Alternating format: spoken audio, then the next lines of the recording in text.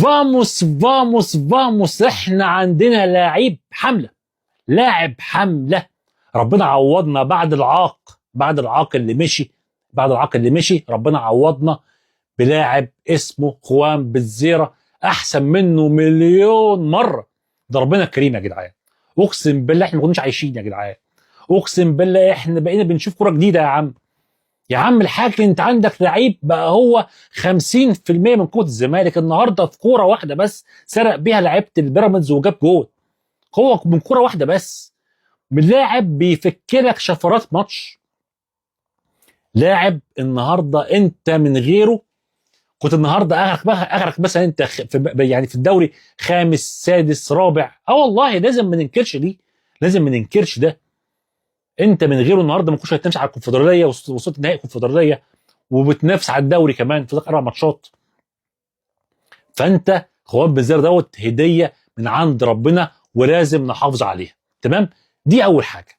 تاني حاجه بقى نروح بقى للعاق.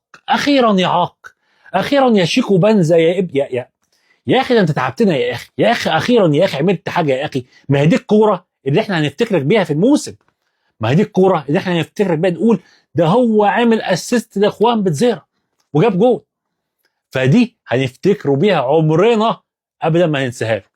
تمام، انت النهارده لو جيت بصيت على الماتش عامه كده هتلاقونا، انا اقسم بالله قاعد 90 دقيقه. يعني انا عارف يا اما هم هيجيبوا جول فينا واخش وانام وزعلان ومصدوم نفسيا وتعبان نفسيا، يا اما هفرح وزقطط وافرح من جون. ما هو جون واحد هو اللي كان هيجي، كان هو جون واحد، لا لنا لا له. بس الحمد لله ربنا كرمنا وجبنا جول. وعلى فكره بقى احنا بقالنا فتره بنفوز بالجماهير وبكرم ربنا وفضله وكرمه وستره علينا، لكن احنا بقالنا فتره فعلا احنا فنيا كابتن معتمد جان بيعمل عليه وكتر الف خيره. بس برضه احنا بقالنا فتره فنيا لا مش حلوين. احنا النهارده في وسط الملعب بالذات بقى جينا اتكلمنا في وسط الملعب، هنقول ان عبد الله السعيد كتر الف خيره بيحاول يهاجم ويدافع، بس معلش برضه كل واحد السن له حكم. وفي نفس الوقت برضه هو مش ما عندوش القوه البدنيه ده هو يطلع بالكره زي خوان بتزيرة. هو النهارده بيجي له الكوره بس برضه بيلاقي الصعوبه في الطلوع بتاعها. السن يا جماعه برضه مش عندوش السرعه السريع ان هو يطلع بيها ويجري ويحاول يهاجم. لا مش دي، عبد الله السعيد ما عادش السن ده. لا هو اخره يقف قدام ال 18 او تحت ال 18 بشويه ويحاول بقى يبص هنا، لكن مش القوه البدنيه دي اللي بيعملها ديت. لا صعب عليه بجد يعني، فخطر الف خير. تاني حاجه محمد اسماعيل الكابتن معتمد جمال كل شويه يقول له ايه يا محمد اطلع العب في خط الوسط ماشي يا كابتن، العب في الدفاع ماشي يا كابتن، العب في خط الوسط ماشي يا كابتن، العب.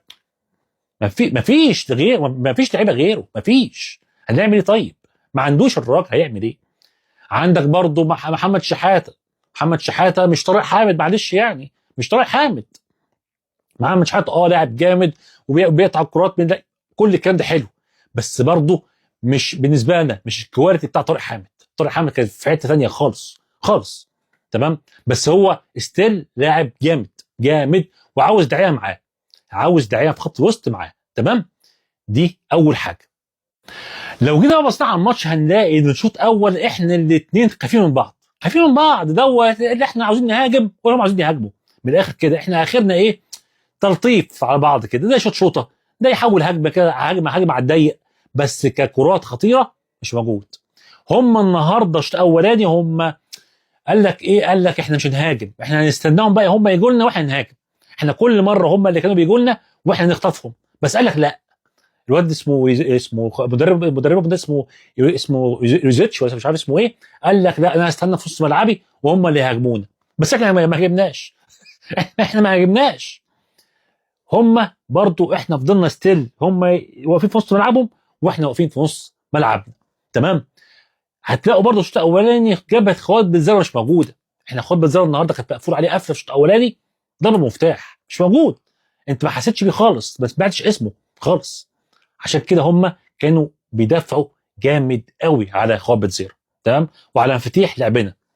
الشوط الثاني بقى قال لك جه في نص الشوط الثاني كده وقال لك هم هيفضلوا ورا قاعدين ورا. لا بقى خلاص انا لازم اهاجم، ما هو متعادل الماتش المصري وعاوز يجيب جون، وفي نفس الوقت عنده ماتش الاهلي فلازم يهاجم. وفعلا هاجم، بس بقى هنا كابتن معتمد جمال طلع مين؟ طلع الدباغ وينزل مين؟ وغامر، هو غامر الصراحه. غامر بمين؟ بشيكو بن السريع، وفعلا ما كسفوش. هي كوره واحده، كوره واحده خدها من الواد مرعي، ضحك عليه وخلاه ينام في الارض، وراح بيها وبصاها لاخواب بالزيرو وجبنا جول، وخطفنا في الدقيقه 80. وده فضل وكرم من عند ربنا انها جت في الدقيقه حاجه 80. معلش دي لو كانت بدري شويه كنا ممكن نتعادل. فدوت كرم وفضل من عند ربنا كبير قوي. احنا على فكره النهارده احنا لو جينا اتكلمنا كوره احنا ما نستحقش نكسب، ده بكل صراحه. ده هم يستحقوا ولا احنا نستحق. الماتش ده خلص تعادل.